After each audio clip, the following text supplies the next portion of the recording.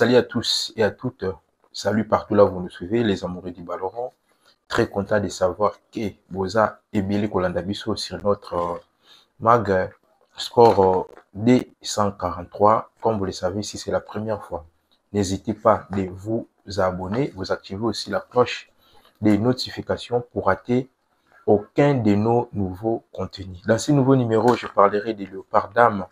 Je parlerai aussi des léopards chan. Pourquoi pas quelques transferts de nos joueurs congolais. Comme vous le savez, si c'est la première fois, n'hésitez pas de vous abonner. N'hésitez pas de vous abonner et vous activez aussi la cloche des notifications pour vous l'andaka au union sur les abongos ba contenu nabiso. Donc voilà, sans plus tarder, je commence par le léopard dame. Comme vous le savez, c'est un peu décevant, mais ça arrive. Ce qui est fait est fait. Le Sénégal 4, la République démocratique du Congo 0. On est à Bongo football féminin. Donc voilà, moi je dirais, il y a eu beaucoup de déchets techniques au niveau de la défense, surtout il y a léopard na piso, ça je l'avoue. En tout cas, il y avait vraiment beaucoup de déchets techniques, surtout au niveau de la défense, et puis au niveau de la milieu du terrain. Bon, moi je félicite un peu attaquante na biso, nayebi ki bato mosusu bakoloba pourquoi je félicite bango, car bité. Mais moi, je dirais, même si nos léopards n'ont pas eu la chance de pouvoir marquer, mais na CP attaque Nabiso, ils ont des pressing. Attaque Nabiso et jouer na pressing moko haut. Donc, c'est normal. On a perdu, c'est un match de football. Nous acceptons. Faut tout accepter. Score, nous sommes bon na ballon. Là, je tiens à vous signaler que nos léopards vont jouer le Maroc. Là, ça sera le mercredi à 21h.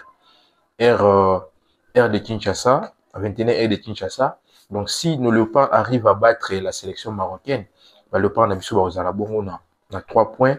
Pourquoi pas aussi gagner la 3e journée pour tout le Kabongo, tous à la bongo qualifié. Mais moi, je dirais à l'entraîneur Hervé Api, en tout cas, il y a eu beaucoup de déchets techniques. Nos léopards avaient du mal même à faire 5-6 bonnes passes.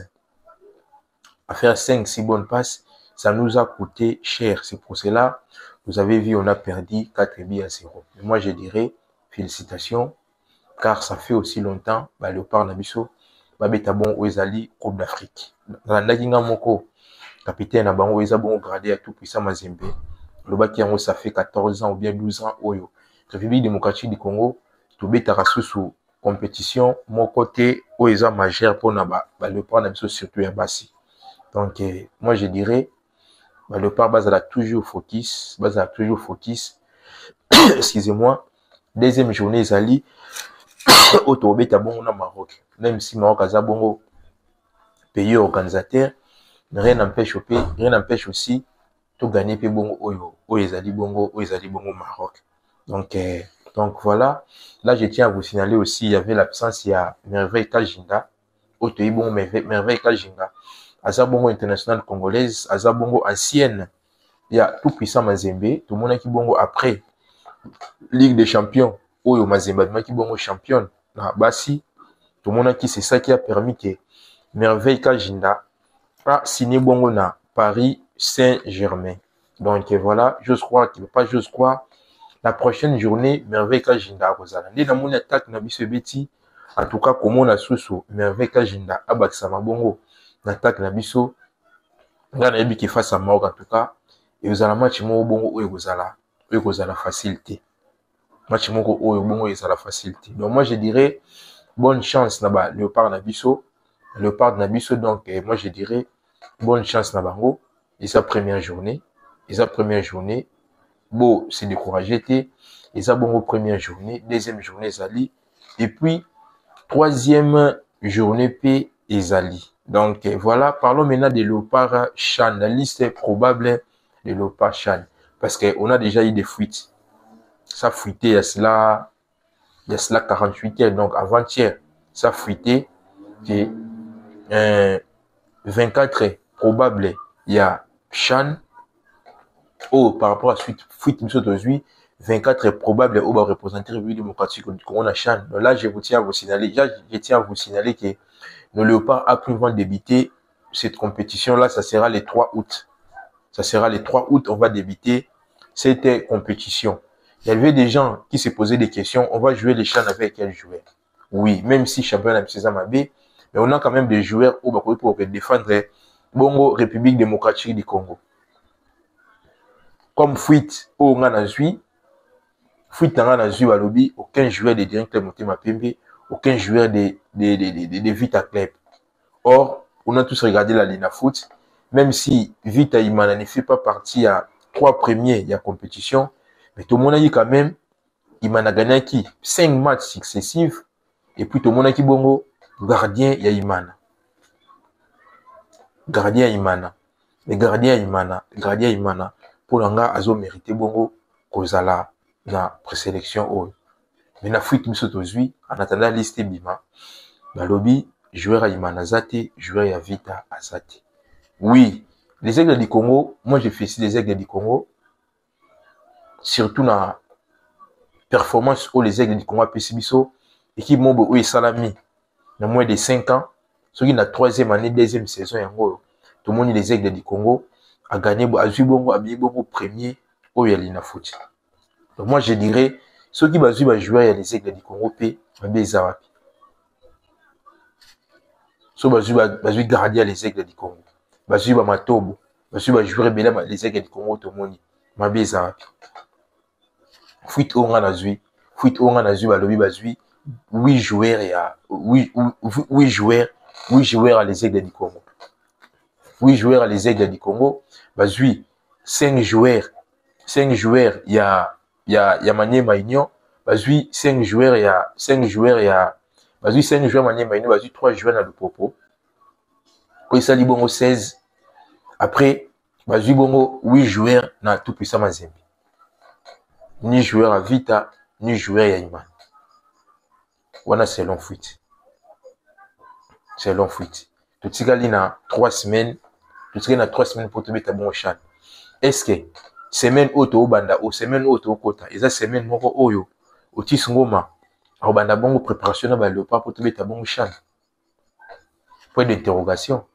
Car objectif na biso ezali cette année tout le monde malgré ma fille va décevoir biso lelo, mais sa première journée. Tout le monde qui va léopard I20. Ça y quand même effort et encore ma bongo na 8e de finale, na quart de finale, et ça qui biso quand même bien. Tout le monde qui peut n'importe qui, tout le monde en Afrique d'ici doit qui champion à compétition. Et puis tout le monde qui après compétition, tout le monde va fouiller les bangana va signer na première division après ça qui na une équipe réserve. Il va signer pro, tout le monde va Gilles Ayoka. Il va na kuna za bongo na Twep. Si tout va bien, peut-être semaine où on verra Gilles Ayoka a signé bongo na Rouen na Twep. C'est parce que préparation est alaki. Est-ce que Otis Ngoma a préparé équipe au beta dans le chat? Point d'interrogation. Début à préparation, il va bon au camp. Parce que jusqu'à présent, bah le Bélamoté, tout le Bélakam en match à Sénégal. Sénégal-Soudan. Or, match à Sénégal Soudan, c'est des matchs où ils ont montré capital Toboïté parce que quand on beta bon au Coupe du Monde, c'est normal, tout le Bélamoté match à Sénégal, un match à Soudan. Parce que c'est l'équipe Oyo, ceux qui ont gagné en tout cas, on est allé passer dans la Coupe du Monde. Mais ça va gagner parce qu'on a 4 matchs, comme l'a dit Chancel Mbemba, on a 4 finales. Donc, on a l'obligation de pouvoir gagner tous ces 4 matchs. Mais, tout se concentrer dans la chaîne Ekubanda Bongo le 3 août. Est-ce que Léopard a pris Barobanda entraînement quand? Barobanda préparation quand? Tu es dit que majorité va jouer en jambe. Les Nafout Yutuko Katana va jouer en jambe. Mais quand est-ce que bango banda bongo ou ezali préparation na bango ou eza bongo ya préparation na bango ou eza bongo ya chan. Donc voilà concernant chan na biso donc toute la semaine oyo ba le part na biso ba banda préparation quand. Parlons maintenant déjà donc à Loulou. Brest, tout moni Brest azongeli bongo compétition, azongeli bongo entraînement, vu que baza bongo ba remonter bongo na première division. Bazongi bongo na première division, mais parmi les joueurs oyo, bazongi l'entraînement, tout le monde bongo, j'ai donc à Loulou ne fait pas partie, il y a liste oyo, il y a liste ya joueurs oyo, bazongi l'entraînement. C'est là ba fuite, otoza na mba lobby, j'ai donc à Loulou Sousso, aza bongo écarté, na effectif ya Lorient. Là, je vous confirme pas, na lobby bien que ils ont ba rimer, moko eza kolobama par rapport à suite monga Nathalie balobi ke Gédéon Kalulu aza bongo écarté na liste bongo oyo ya na liste bongo ya FC Lorient ou robeta saison sportive oyo 2025 2026. Est-ce que Gédéon Kalulu absence na yiwana eza vraiment ndenge totali na totali na ba liste mususu oyo batie wana plutôt na bato mususu onde balobeli ke Gédéon Kalulu aza bongo écarté na liste. Est-ce que eza bongo parce que ba o nyonso bazongela entraînement na Lorient balobi motif na bango ou azongeli te peut-être aza na problème wa famille ou azongeli te blessure ou azongeli te kozongela boy mais ou Gédéon Kalulu FC Lorient batiki bisoka na devinette. Même moi ça m'inquiète, est-ce que Gédéon Kalulu ne fait pas partie de la liste où il y a plutôt il y a Lorient. Car totali Lorient na première division, Gédéon Kalulu azaki bongo titulaire. Tali pe na deuxième division, Gédéon Kalulu azaki bongo titulaire. Azaki bongo titulaire. Est-ce que Gédéon Kalulu absence na yiwana? Ils ont ndenge zoloba que Gédéon Kalulu ne fait pas partie de la liste où il y a ba joueur ou ba débuter saison sportive oyo na Orléans. Là tout ça bongo batiki biso bongo na devinette. Il y a aussi le jeune Freddy Mbemba, c'est un ancien de Versailles.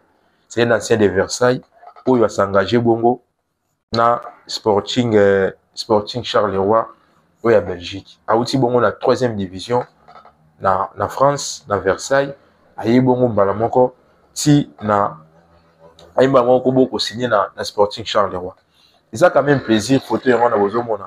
C'est quand même un réel plaisir de voir que il y a nos joueurs congolais partout où baza ko évoluer, baza ko signer bongo surtout na ba club oyo de la première division. Donc ils ont toujours plaisir parce que et puis bah âge na ils ont 22 ans, 22 ans neti âgé de 25 ans, un grand artisan de métier de Versailles à national. Freddy signe avec les Herbres jusqu'en 2028.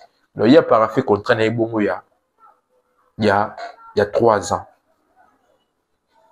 Donc, il y a 3 ans na si na 2028 il y a Zabongo na Sporting Charleroi. Donc comme on a déjà monté dans la troisième division à Kembamon la première division de Charleroi, surtout quand jeune. Il a 22 ans, a signé bongo na Charleroi. Et puis Aza attaquant. Comme vous le savez, puis l'attaque na biso, ça peut dire un joueur comme bien 28 ans, 29 ans. Donc dans 3 ans, 4 ans, ça veut dire un joueur musuba bandé kolongo. En l'occurrence, c'est Bakambu, 35 ans, dans 3 ans, 38 ans, Bakambu déjà kolongwa. Et puis, il y a Bakambu, il y a Baban, il y a Bawissa. Si tu as un noyau Moroboye, où il y a déjà remplacé Bayawana, nous tout le monde a Batomo, Debanova Sadiki, nous tout le monde a Bamukaou, nous tout le monde a beaucoup. Donc, il y a génération Oyo, et aussi Kalabongo, dans Léopard. Donc, voilà, Freddy Mbemba Yewana, cette année, tu vas déjà mis. Tu vas déjà Rolande là, tu y ba évolution ya Freddy Mbemba. Et Fouélé pe bato wataki kan ya Yvain Batalaki Frédéric Fouélé azalaki bongo na réserve à Toulouse année où Frédéric Fouélé a signé bongo na Toulouse Pro. Donc na minute na année oyo pour la chance à rotala ba jouer na biso belé ou ba robeta bongo na Ligue 1 française. Donc voilà concernant des formations autozaki nango vraiment pour na lelo yango. Donc là je vous rappelle mercredi ba Léopard na biso ba obeta bongo na Maroc. Ba bozala bongo prêt tout ça là toujours effort ya ko luka ko transmettre bino match wana en direct. Donc partout bozala botala pe évolution ya ba Léopard na biso. Donc merci pour na lelo pour la analyse ya lelo be formation autozaki nango pour na lelo yango yo. On va se retrouver prochainement pour un nouveau numéro.